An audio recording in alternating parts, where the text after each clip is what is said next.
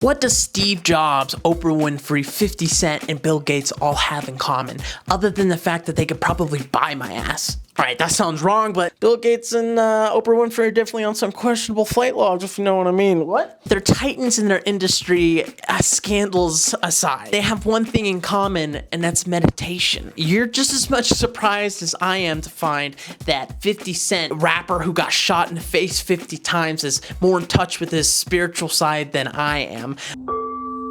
No longer is it just the tool for monks and for priests.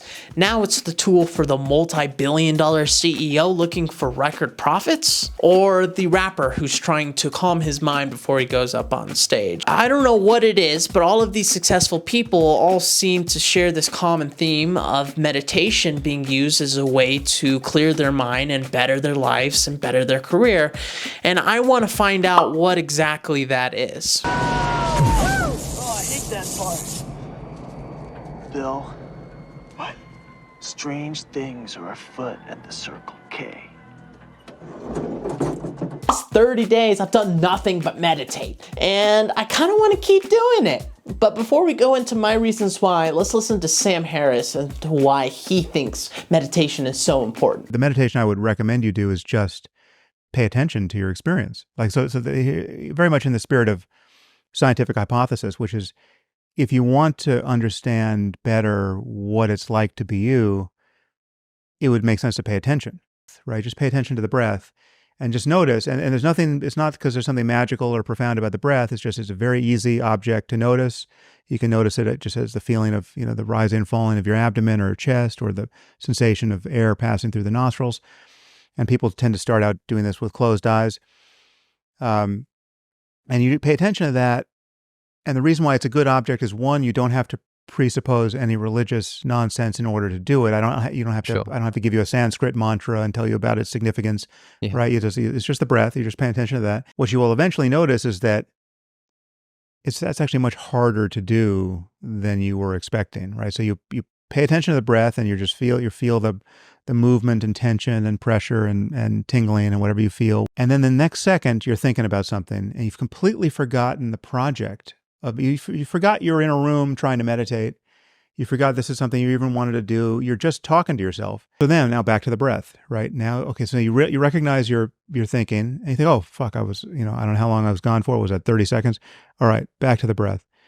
And you feel the inhalation for a few seconds, and then you're going to be gone again with another thought about another thing, helplessly borne away, right? Some scientists have even found evidence to suggest that our ancestors, almost 200,000 years ago, were doing some form of meditation around the fire. So I figured, if my ancestors can sit down and do nothing for 15 minutes while they're being chased by saber-toothed tigers and giant bears, I could probably get out of my Tempur-Pedic bed and just go sit down and do nothing for 5 minutes. But I don't know. We'll see. All right, putting on my timer, about to dive in.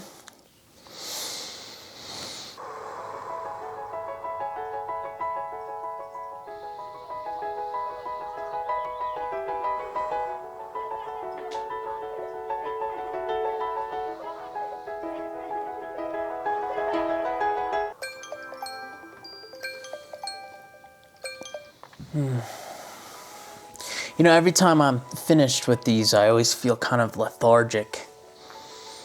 But it's kind of like a nice lethargic. I'll be honest, when I first started doing meditation, my ADD brain did not like it. It would constantly, I'm reaching for my phone, I'm thinking about what I could do with tomorrow. What is happening is that your mind is telling you that this is a waste of time, that you could be doing something and receiving more information. While in reality, it's not about efficiency as opposed to stimulation. Your brain has grown up in an era where stimulation is at the highest that humans have ever had. Just like a junkie, we need that fix. There's this trend. People are just amazed that their fathers raw dog a flight. Anyone else's dad just raw dogged the airport? He had no book, no earphones, a dead phone with no charger. Just going on a flight and with no phone, no music, no movies or anything like that. And that was like such an insane thought. So I don't know if it's a generational issue or just the fact that at least our parents generally grew up in an era where the first thing they were exposed to wasn't technology or screens or something that constantly gave them like information, right? The most is like they would have a TV or some kind of radio, depending on how old your parents are. And I'm learning to kind of unlearn that I need to be doing something always. Because the thing is scrolling on your phone isn't doing something. Your brain tells you that. Your brain says, okay, well this is better because you're doing something, as opposed to just sitting here and just focusing on my experience, which is the way that Sam Harris tells us that you don't have to have a spiritual element to it. You don't have to have all of these other extra things. All you need to do is just to focus on your experience. And at the end of the day, it's going to help you improve said experience. So I'm out here watching the eclipse in my inflatable hot tub, living the luxurious life. And I really, I wittily just wanted to make a video about it.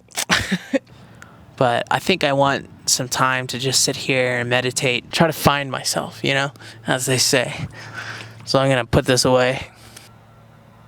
2 hours later. Meditation is almost like an eclipse, where you have a sun that's constantly blaring at you all day, every day. You know, if you have too much of it, it's gonna be a problem. If you don't have enough of it, it's gonna be a problem.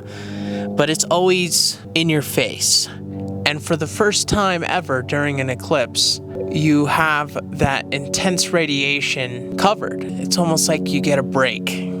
Like in the same sense that you get when you meditate, you get a break from all of the craziness around in your life. It gives you an opportunity to sit back, appreciate what you have, see the beauty in the world, and realize that, you know, things aren't as bad as you thought they were. Anything that goes wrong, if you react immediately, it's almost never the right decision. It's almost never the right decision. Almost every time you need a moment of silence, you need to be able to look at life like that, or else you're going to get lost in the sauce, my boy. There's so many distractions around me right now, and it's the hard thing to find silence and find solitude when there's all this noise happening around you. And I think that's why I've been practicing meditating at least once a day. Because just like with the eclipse, for most people, meditation is an extremely rare event. Very rarely do we have the opportunity to sit back and close our eyes and just breathe. Especially here in the United States, everything is based off of go, go, go, go, go. Make your money, make your business, get going, proceed, you know, make progress. And something that I think that the monks have gotten right is that striving, getting as much done as possible in one day can be good. But you also need the other side of that balance. You need balance, right? You can't just keep going and going and going. You need time where you can reflect on yourself, where you can be silent and just breathe. And that, in some instances, can actually be more crucial for your progress than a full day of work. We have it so easy here, and it's so important to maintain that and to maintain peace and to avoid greed and ego whenever you can. And don't get me wrong, greed and ego can get you surprisingly far, but it won't get you to the end, because in the end, you'll be in a place that you do not recognize yourself. This is something that I've struggled with a lot. And I think that's also the reason why I have a hard time meditating, because I've always had this large ego. I've always had these large goals. I've always just been a large person. I've always wanted a lot from life. And I've always worked very hard in my life, but I don't think I've worked as hard as I possibly could. I choose to make myself a better person and to thrive and survive when things get hard. It's all possible. Literally everything is possible. And the multiverse makes this so much more possible, because if we assume that the multiverse theory is correct and that there is a multitude of universes, an infinite amount of universes where every kind of reality is played out already, then that means quite literally you can't say that will never happen.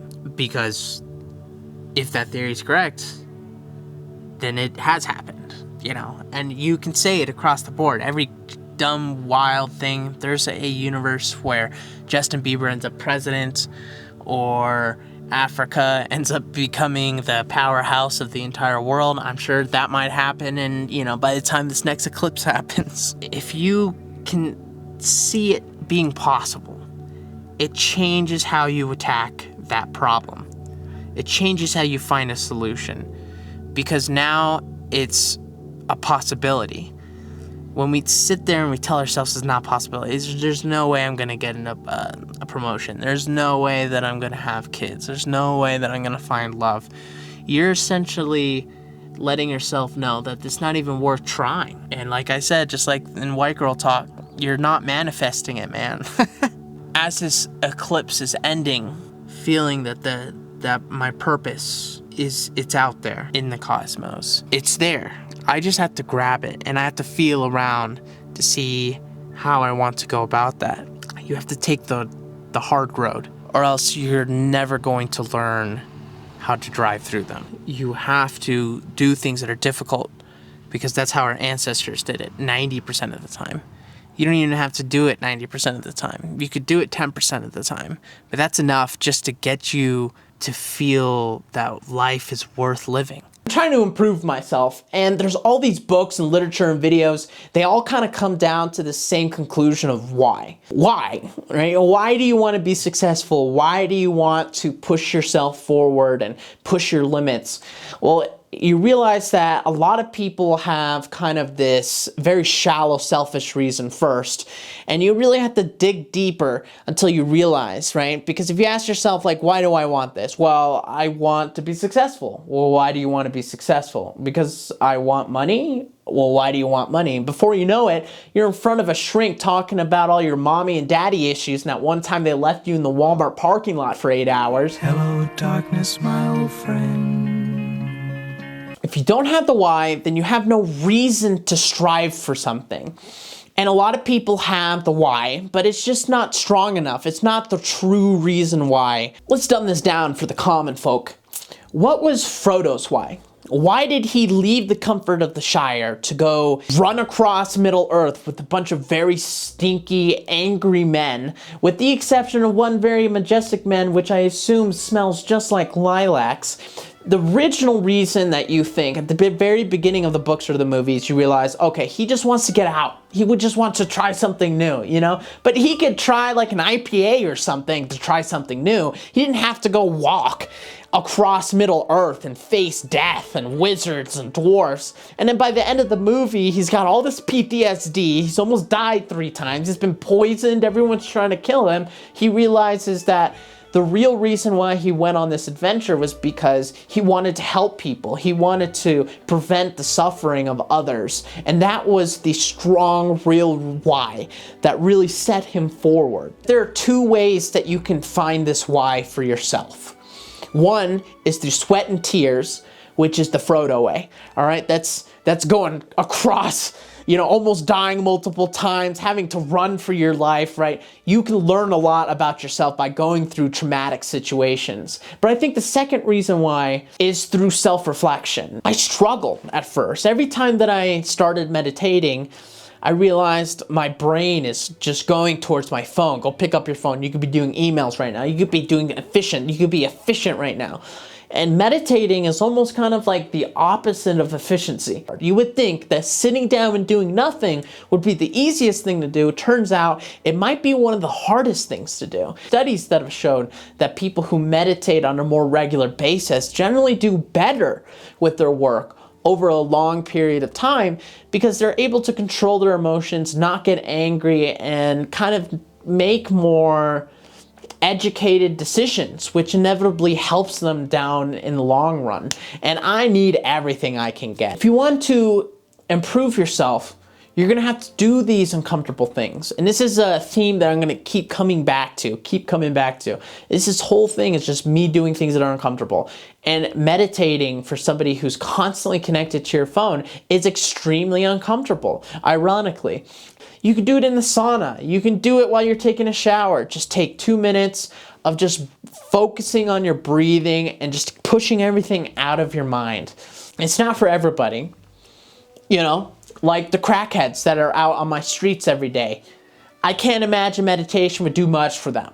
You know what I mean? But if you find yourself overwhelmed on a pretty consistent basis and you feel like you could do so much better in your life, but you don't know what's holding you back, I would start at meditation, because then that's going to really help you dive deep into yourself and really find that real why. Not the surface level why, but the real why. You know, why do I want this so bad? Why am I striving towards this?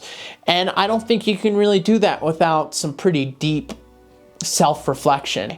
And I think if you go into your meditation with this question, which is literally just why do you want what you want?